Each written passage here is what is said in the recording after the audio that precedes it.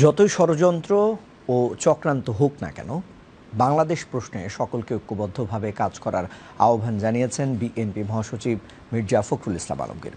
আজ রাজধানীর ইঞ্জিনিয়ার্স ইনস্টিটিউশনে গণসংহতি আন্দোলনের সম্মেলনে তিনি এই আহ্বান জানান।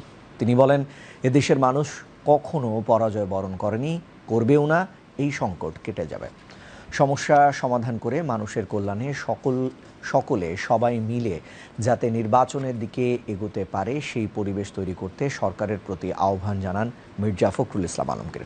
গণসংহতি আন্দোলনের প্রধান সমন্বয়কারী জোরায়েদ সাকির সভাপতিত্বে অনুষ্ঠানে নাগরিক ঐক্যের সভাপতি মাহমুদুর রহমান মান্না সহ অন্যান্য নেতৃবৃন্দ এ সময় উপস্থিত ছিলেন।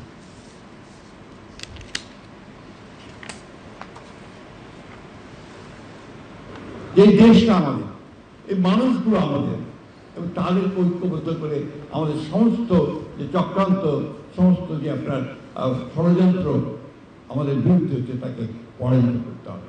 এখানে আমরা বিভিন্ন দল করতে পারি, বিভিন্ন মত থাকতে পারে, বিভিন্ন পথ থাকতে পারে।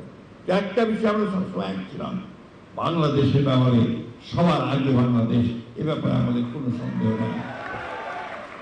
সরকারের কাছে আহ্বান থাকবেন, আপনারা দয়া করে ওই সমস্যাগুলো সমাধান করে যাতে সবাই একসাথে আমরা নির্বাচনের দিকে যেতে পারি, এই সমস্যার সমাধান করে আমরা জনগণের কল্যাণের জন্য কাজ করতে পারি, সেই পথে গিয়ে চলুন। আমরা যেমন অতীতে আপনাদের সঙ্গে ছিলাম, সামনেও আপনাদের সঙ্গে থাকবো।